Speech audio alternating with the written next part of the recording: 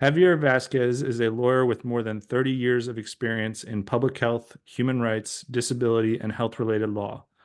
He is currently the senior legal and policy advisor for La Isla Network that is dedicated to protecting labor rights and occupational health.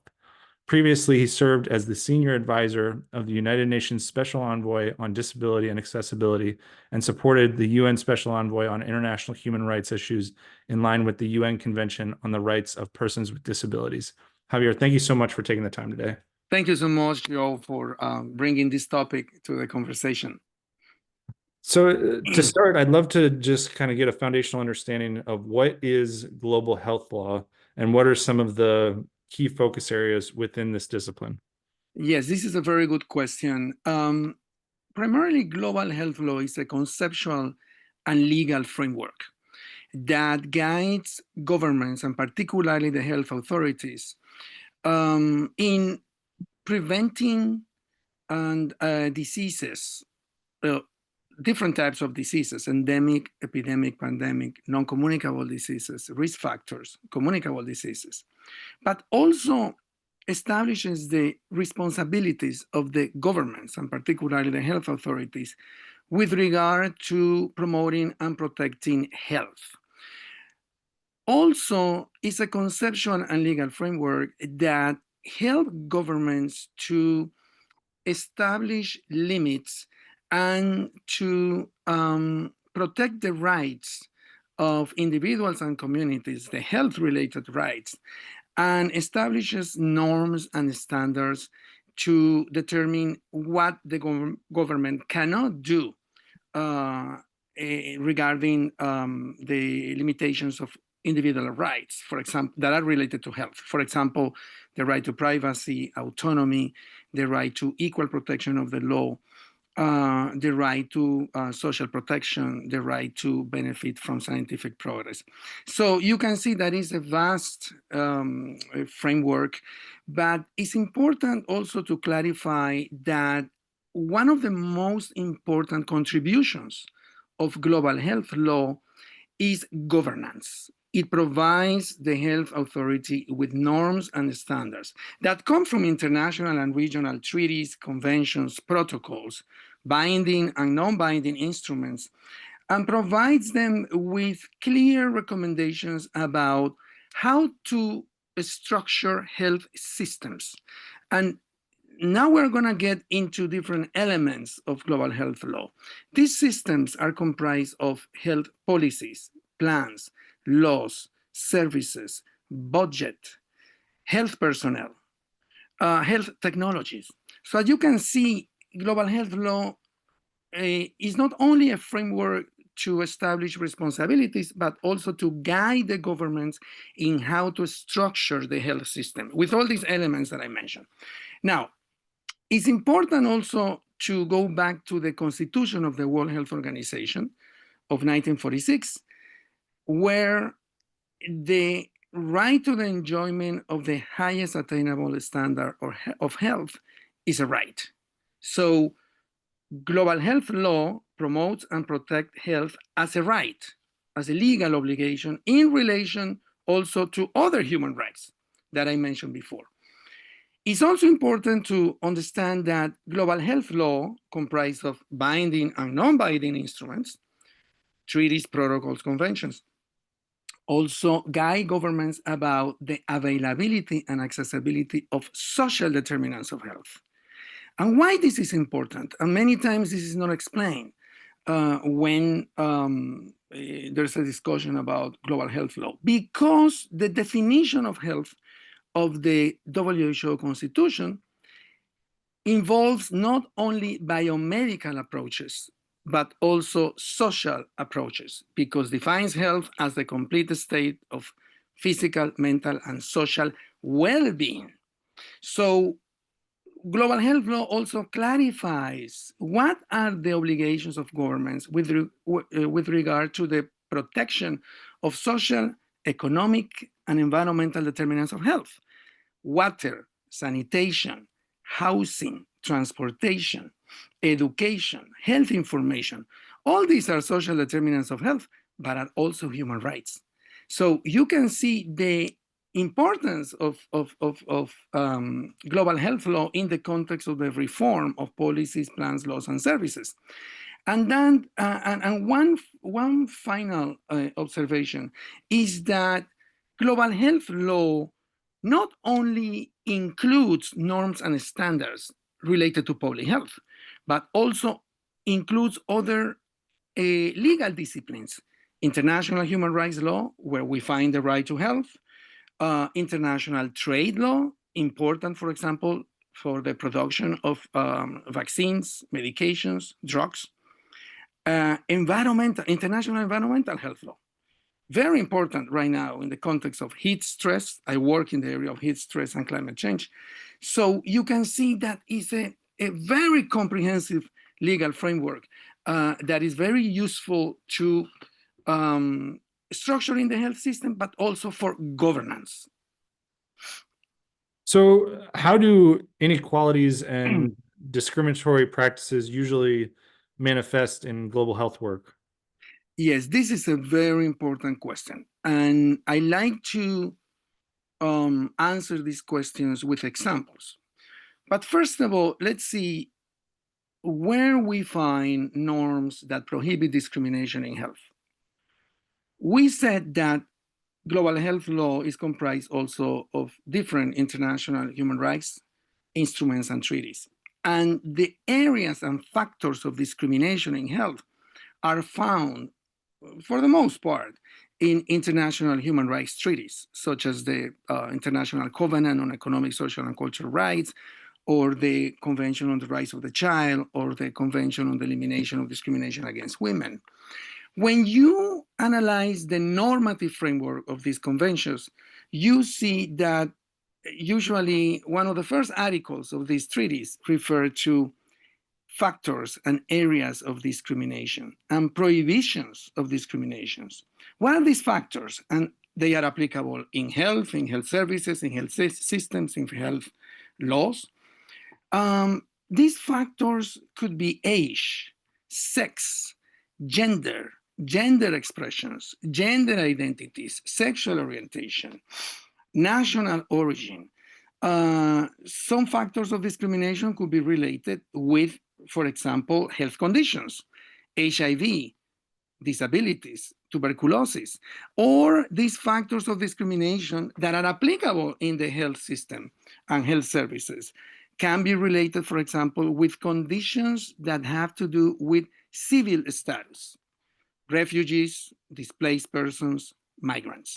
So I'm mentioning just some of them. I'm sure there are more, but these are important factors that health personnel needs to know before elaborating, health policies, laws, or conducting practices in health services. So let me give you some examples about how discrimination operates in health, because discrimination affects all areas, and you find discrimination in health in all areas of the health system.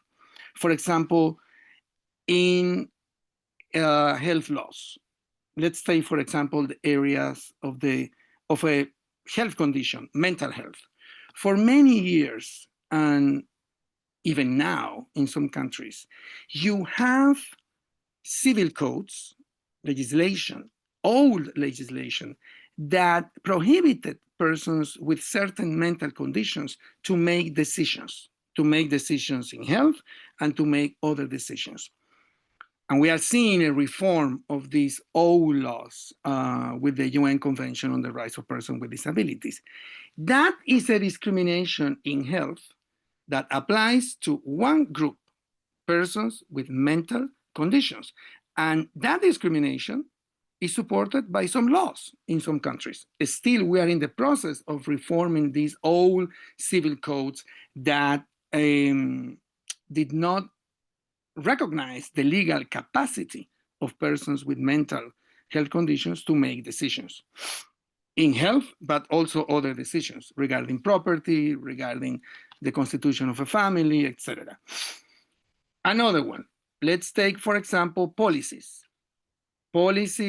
that are related to a health condition, HIV. You have right now, for example, 50 countries in the world that have travel bans for persons with HIV. These persons cannot enter into a country because of the HIV status, and this policy has an implication not only on health, but also on the right to education, on the right to work, on the freedom of movement. Again, that discrimination in health is affecting a particular group, persons who live with HIV. You have also discrimination in health based on sex. And here we see a retrogressive approach in the area of sexual and reproductive health of women.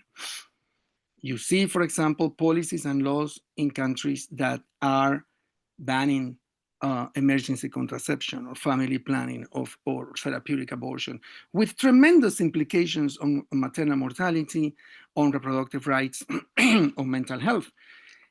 Again, these practices, these policies, these laws are affecting a particular group and discriminating a particular group, women and adolescent girls. Now, it's very important to mention, because I would like to start linking these discriminations with global health instruments, global health law instruments. Those practices are contrary, in the case of women, to the UN Convention on the Elimination of Discrimination Against Women that protect the right to health of women and protect the access to reproductive rights, access to reproductive and sexual health services, facilities, goods. So you can see how domestic laws, if are not in line with these international treaties, are not really contributing to health and the protection of other related rights, and ultimately to global health law. You can have also discrimination by age in the area of health. Let's take, for example, adolescents. Because of age, some countries have policies and laws that ban health information in schools. For example, sexual and reproductive health information, or information on the links between sexual orientation and access to health and to health services. Well, that practice, that policy, that law is affecting a particular group that is vulnerable, adolescents. And think about adolescent girls, for example, and the consequences on unsafe abortions or unwanted pregnancies. And then you have, finally, another example that has to do with age, older persons. You might have discrimination and inhumane treatment in health services that is affecting a particular group by age, older persons.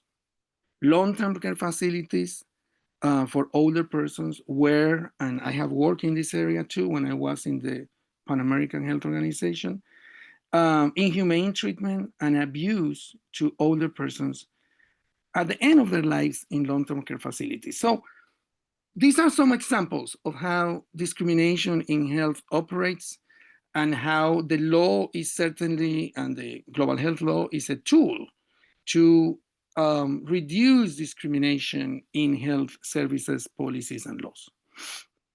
Yeah. So what are some of the major global health law reforms that are currently being advocated for? that is a very important question. And I was thinking about which examples can show how global health law is unique and essential for reforms. One that comes to my mind, and I cannot avoid this reform because it's one of the most important in the world right now, is the mental health systems reform.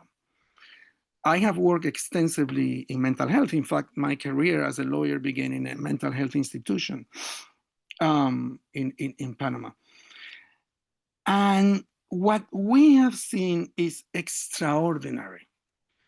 And In the past 30 years, I would say, we have seen a development of global health law in the area of mental health, shifting the power from mental health institutions, huge and isolated psychiatric hospitals where the right to health was violated and many other related rights, shifting the power to community-based services, to mental health in general hospitals, to mental health treatment in primary healthcare clinics with trained personnel on mental health. And this has been done in many countries, reforming national mental health laws with what? With the UN Convention on the Rights of Persons with Disabilities. So you clearly see the impact and the contribution of a global health law instrument, such as the UN Convention on the Rights of Persons with Disabilities, in transforming mental health systems. And think about this. There are 970 million people with mental health conditions, according to the World Health Organization, that are benefiting for this legal reform. And it's not a minor transformation.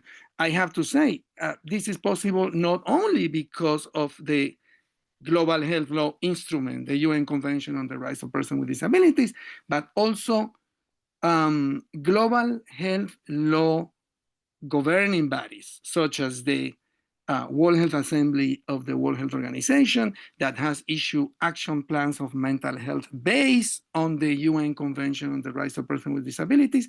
And I have to give a lot of credit also to the technical units and technical departments of the World Health Organization and the Pan American Health Organization and the regional offices of the World Health Organization that are taking global health law instruments, such as the Convention on the Rights of Persons with Disabilities, and training health personnel, and training legislators, training organizations of persons with mental health conditions in order to transform the health system.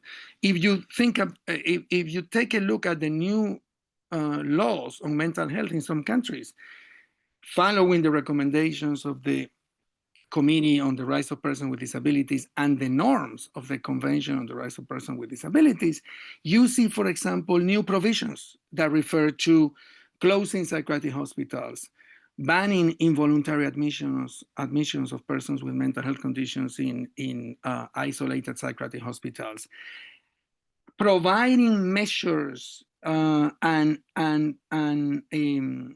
norms to allow persons with mental health conditions to make decisions and to exercise legal capacity.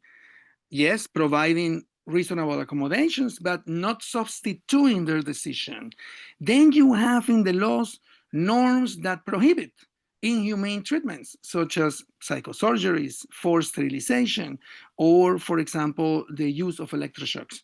So you can see the huge transformation of a health system using an international treaty.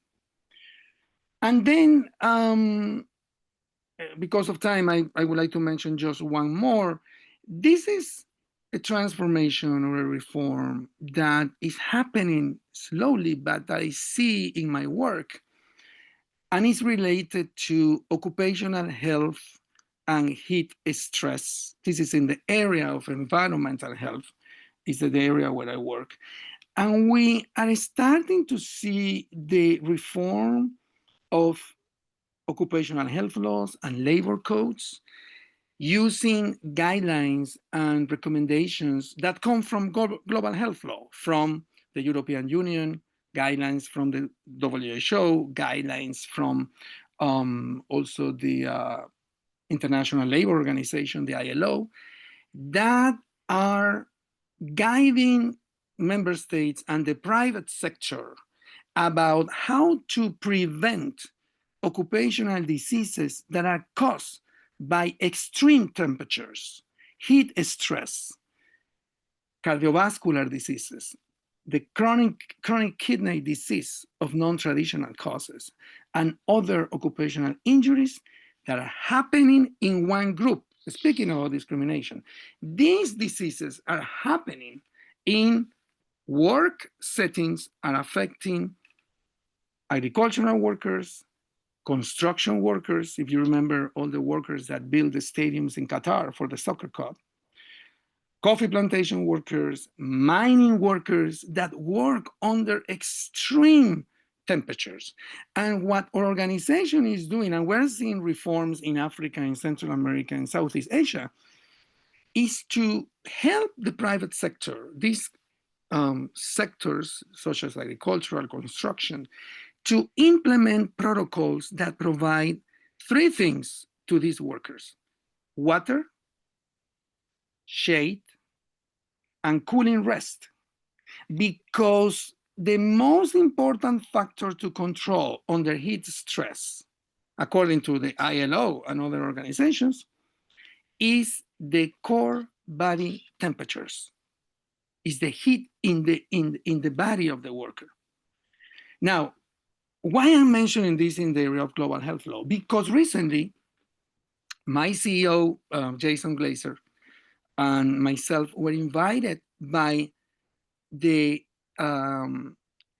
Human Rights Committee that monitors the compliance of 176 governments with the International Covenant on Civil and Political Rights to explain how protocols using shade, water, and cooling rest could contribute to the right to health and other related rights, such as the protection of the right to life, personal integrity, the right to social protection, the right to work, and to labor conditions. So you can see the impact that guidelines, standards that are coming from global health law can have on occupational health, on the health of individuals, and how those global and regional standards can trickle down to reform domestic policies, plans, and laws. So these are two examples of, I think, important reforms that are happening and that can guide reforms in other areas of public health. Yeah. So how do we develop indicators for improving the health of people in situations of vulnerability? Yes. Indicators are always tricky. Indicators are tricky because there is no recipe for them.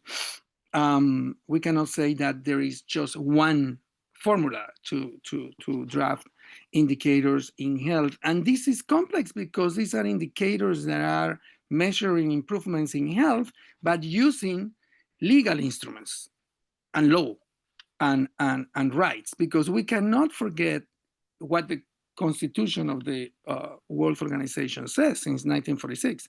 The enjoyment of the highest attainable standard of health is a fundamental human right. And this is important because any indicator, in my opinion, that is drafted in global health law and to measure progress in health with law and standards need to pay attention to the conceptual and legal framework of the right to health. So for the experts, students who are listening to this conversation, I would suggest to take a look at the normative framework of Article 12 of the International Covenant on Economic, Social, and Cultural Rights that protect the right to health and include the different elements of the right to health. But this is not enough.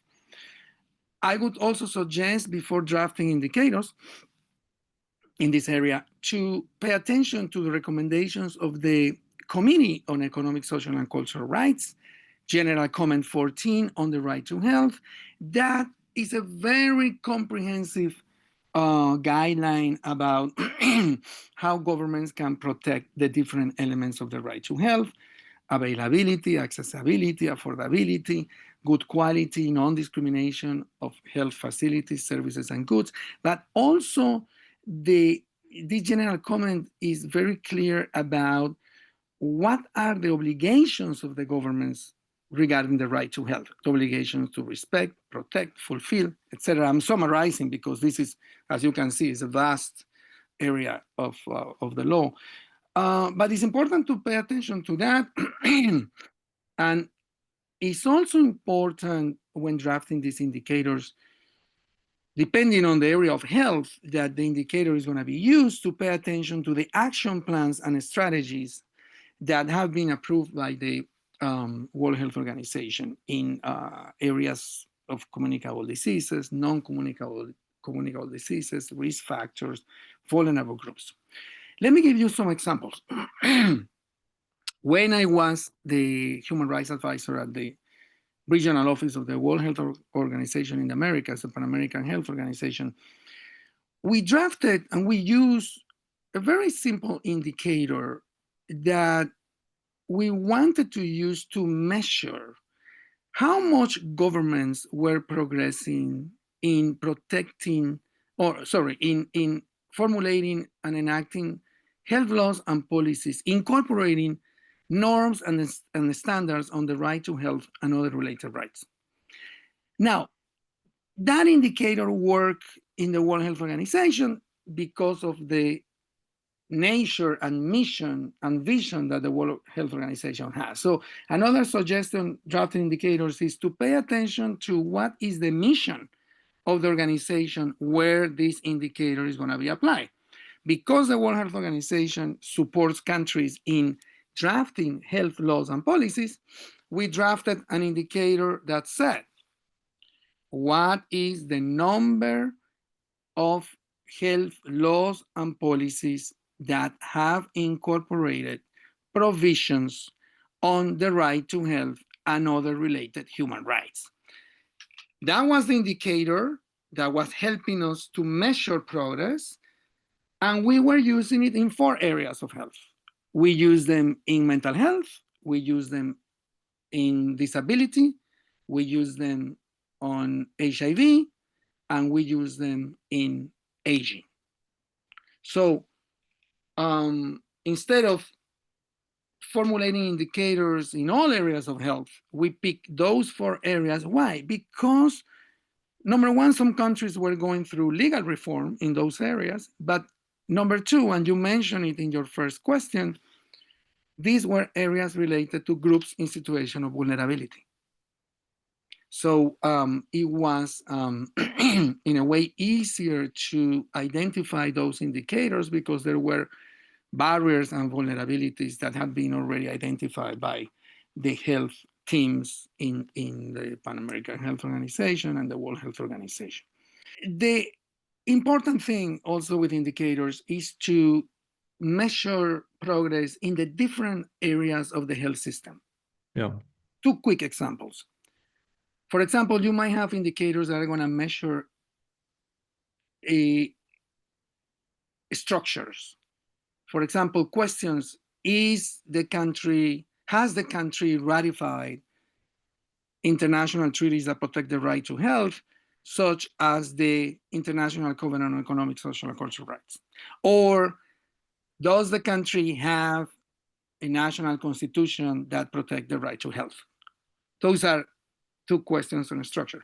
But you can have also questions to guide indicators that are related, for example, to budget, to health financing. For example, in mental health, does the mental health law include a specific budget to finance mental health services in community-based services, general hospitals, and or primary health care clinics? So it's important to pay attention when drafting indicators to what are the elements of the health system, but also what are gross violations of rights that are happening to a particular group. For example, and we mentioned this at the beginning, in the area of mental health, does the mental health law allow individuals to make decisions related to health, protecting their legal capacity? Yes or no? See? So, of course, it's a very, very, in a way, complex topic, but I was trying to give you some examples about what indicators should look at. Yeah. Well, so what are some of the current trends and or statuses of human rights related to health globally, and are we doing better, and where has been the most progress? Yes, I always will say that we are doing better. I believe in this field. I began my work in a hospital. I truly believe in global health law as a tool to prolong life and to protect health as a right. So let me give you some trends about why we need to be positive about this. One is advocacy. Like never before and through the years, we're seeing organizations of civil society, and this began with organizations of persons living with HIV, organizations of persons with disabilities, mental health conditions, organizations of women. I think the organizations of women's health were pioneer in what? In using legal mechanisms, litigation, precautionary measures to protect the right to health, to protect health in services, in policies. If you remember, there were cases brought to the Inter-American Commission on Human Rights or the Human Rights Committee of persons living with HIV because they were not having in the policies antiretroviral medications to treat HIV. This happened with legal cases, with petitions and precautionary measures, or cases on mental health that were presented before the European Commission and European Court of Human Rights at the time. So we have the trend, and women, of course, women who have advocated and presented litigation and legal cases on to reach family planning, emergency contraception, to change laws in countries. That is positive. That is a trend. It's the empowerment of civil society with global health law instruments and using legal mechanisms. You also have, for example, trends in the area of non-communicable diseases. And I want to mention tobacco control. Why I'm mentioning tobacco control? Because it's a global health law instrument and treaty, the WHO Framework Convention on Tobacco Control, that has actually changed tobacco laws in many countries, has changed tax law. It's through the WHO Convention on Tobacco Control that the prices of tobacco products have been increased, the taxes, and then increasing the prices then has decreased the consumption.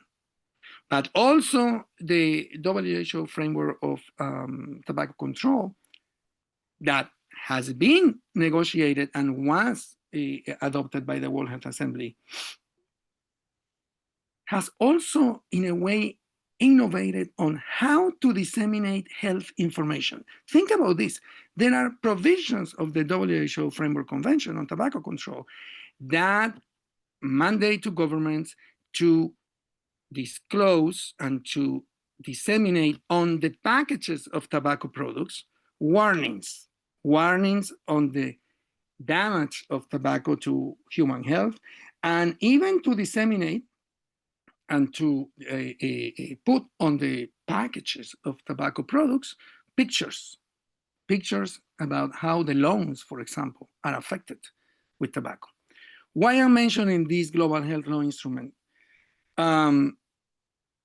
Because those interventions are also now influencing laws, policies, and practices of the private sector in food, beverages, alcohol, because you see now more laws and policies that are mandating private sector and governments to have health information on the packages, affecting other private sector, the food industry, and decreasing the number of people with non-communicable diseases. So you see the impact of global health law very concretely. Now, in the life course, in the area of health during the life course, where I see trends in aging, in healthy aging.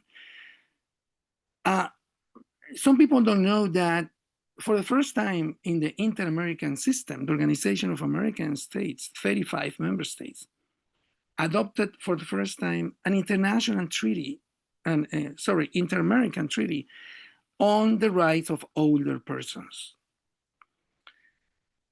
Of course, that this treaty includes provisions on the right to health, provisions on palliative care, provisions on drugs that are necessary to control the pain that older persons might have at the end of life, protection of rights and the right to health in long-term care facilities for older persons.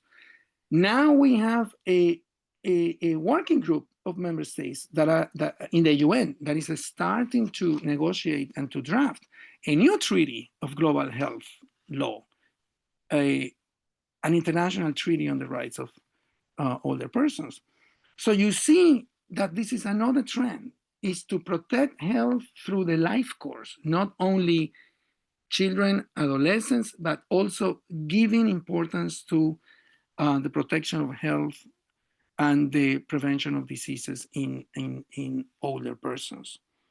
And I cannot omit to mention a tremendous development in global health law that happened 2 weeks ago, and is the adoption of the negotiation and adoption of the first pandemic treaty, the first pandemic agreement that was negotiated by the WHO member states.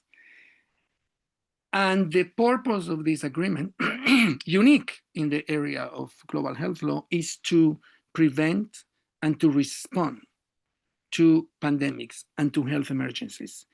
If you think about some of the norms and that are included in this treaty, you have provisions regarding the production of technologies like vaccines, or the collaboration of countries when there is a pandemic, or the dissemination of accurate information and information based on scientific evidence, or, for example, the role of the health personnel during a pandemic. The treaty also has provisions on trade, and also, for the first time, binding provisions on strengthening the health system. This is a tremendous development in global health law, because we're talking about a legal instrument that will guide countries in these during pandemics. The pandemic agreement has been negotiated, adopted. It has not entered into force. 60 ratifications are needed. I'm sure that there will be 60 ratifications, and then we will have a new global health law instrument. Now, unfortunately, I have also to speak about retrogressive measures. What we are seeing, some developments that are now going backwards. It's hard for me to see these retrogressive measures, because I was part of the teams and group of lawyers who were working for many years in progressive measures to protect the right to health and other related rights, and to improve health systems with law. One of them is in the area of sexual and reproductive health and rights and reproductive freedom. In many countries of the world, we are seeing more and more new laws that are criminalizing therapeutic abortion, emergency contraception. This has tremendous consequences on the health of women, adolescent girls, maternal mortality. And another retrogressive measure, we see it in the area of LGBTQ plus health. And here we see criminalization of gender identities, gender expressions, relationship between or same-sex relationships. What is the problem with criminalization in public health? We didn't mention this at the beginning. The problem with this criminalization is that it doesn't promote and protect health as a right, and it doesn't really prevent diseases. On the contrary, when a practice is criminalized, such as therapeutic abortion, or, for example, sexual orientation, these individuals will go away from the health system, will go away from the health services, because they are afraid of being prosecuted or persecuted. And that endangers the community as a whole. So it's important to mention, and many countries do not keep in mind, that criminalization in health is a retrogressive measure, will never promote health. And there are many cases in the international human rights system and in the regional systems that have concluded this.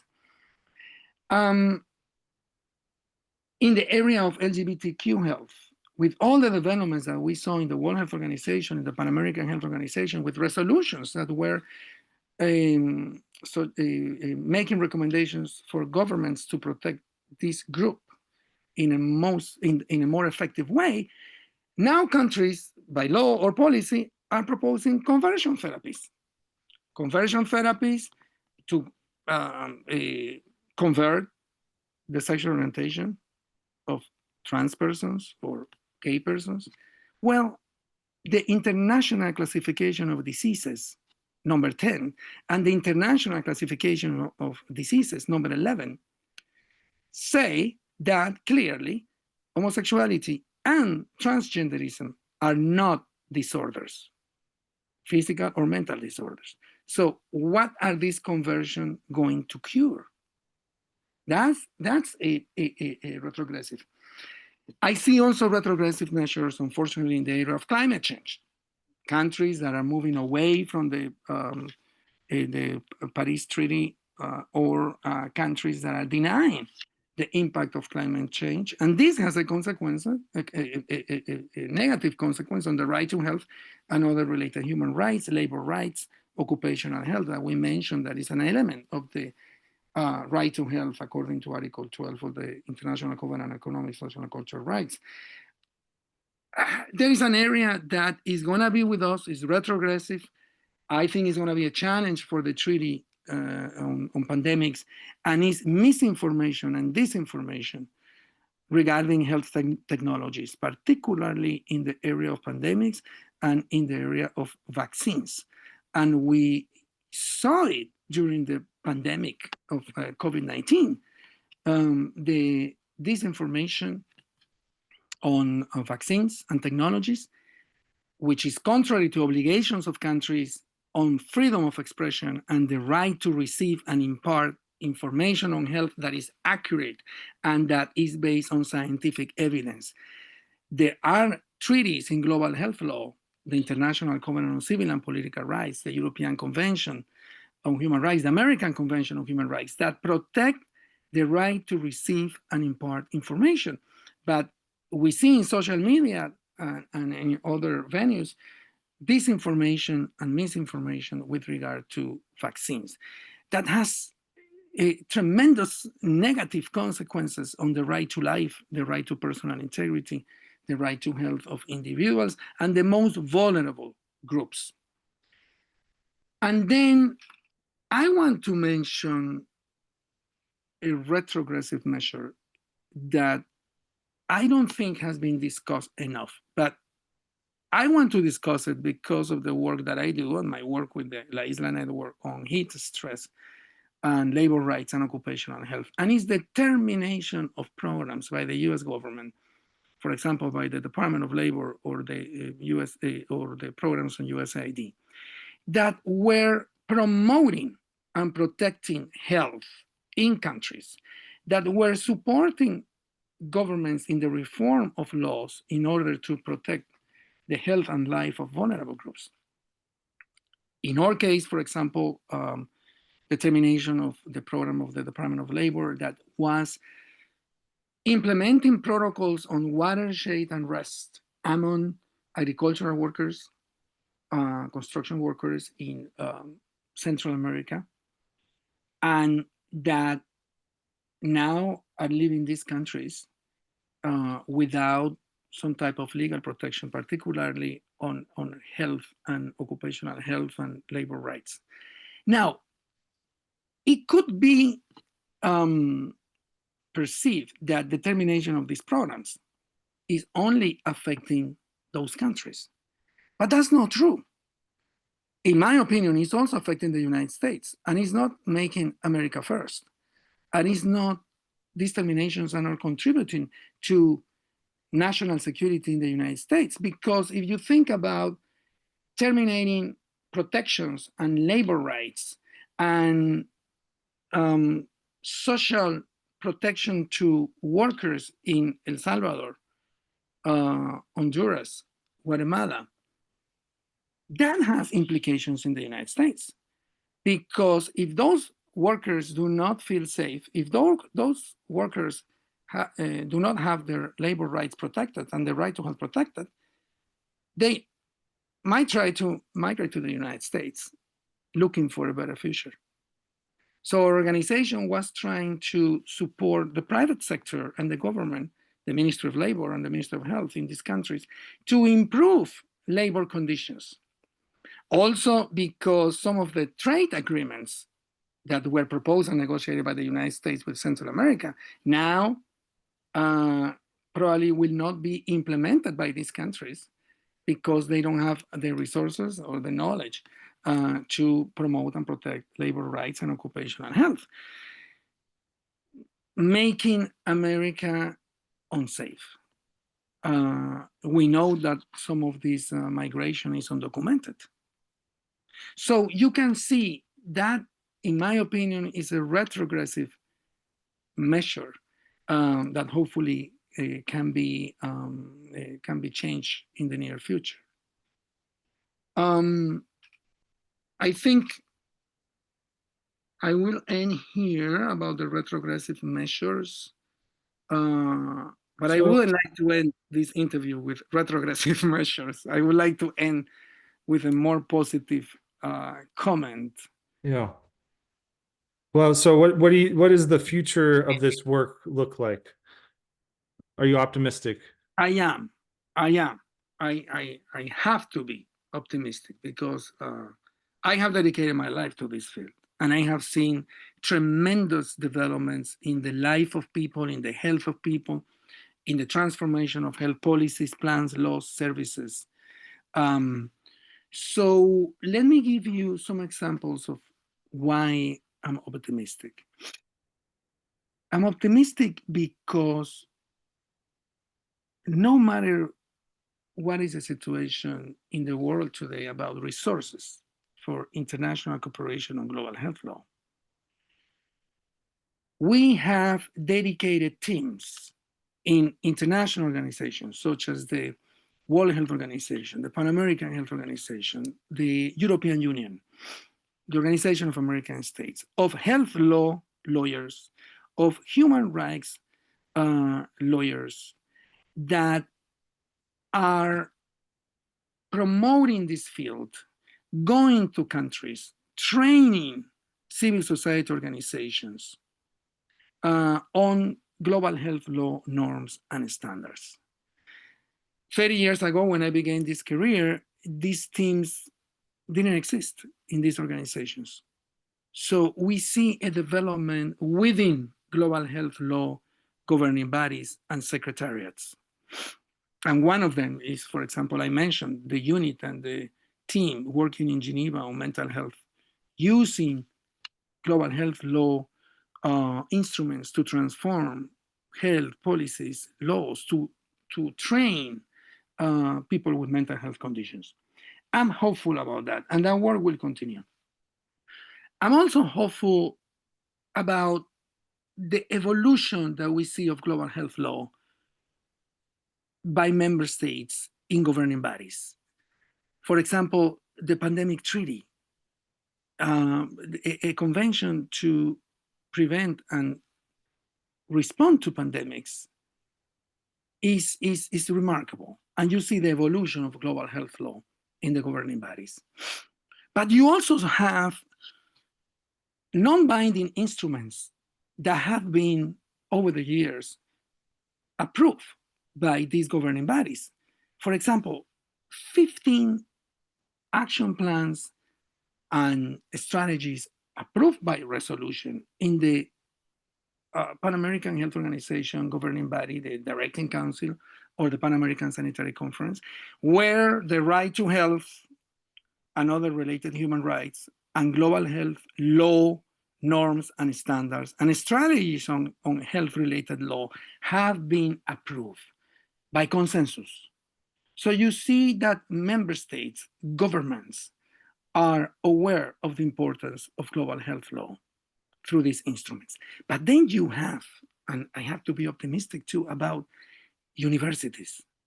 I teach in American University Law School, in the Washington College of Law, and I see the interest of law students in the JD courses or the master's degree courses to learn about global health law and to use global health law instruments and treaties and conventions. This is remarkable. This is the new generation.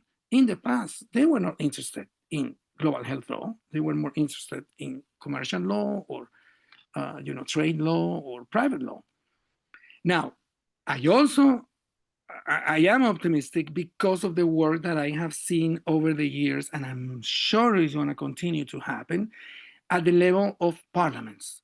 You have now parliaments in many countries of the world that have commissions dedicated to draft, enact health laws using international global health law norms and standards.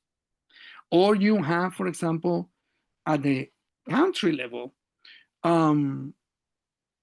human rights institutions, human rights commissions that are going to health services to monitor the compliance of the country with instruments on global health law, instruments on the right to health.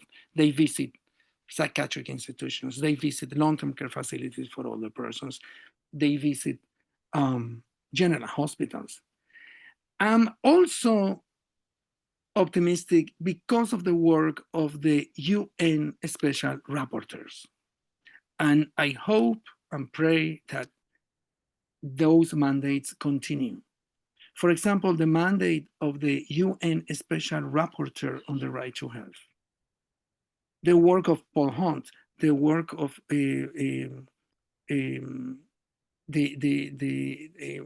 new rapporteur on the right to health. They go to countries, they help countries to reform their policies, laws. They go to the services, they issue reports, they issue recommendations. That is very important.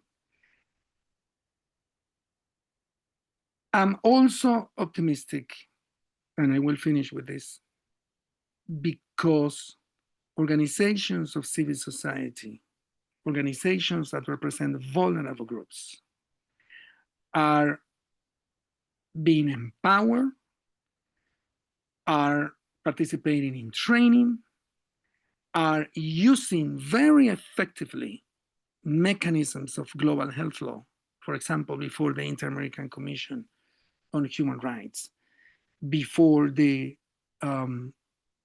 European Court of Human Rights or the European Court, and claiming their rights and litigating the right to health and other related human rights.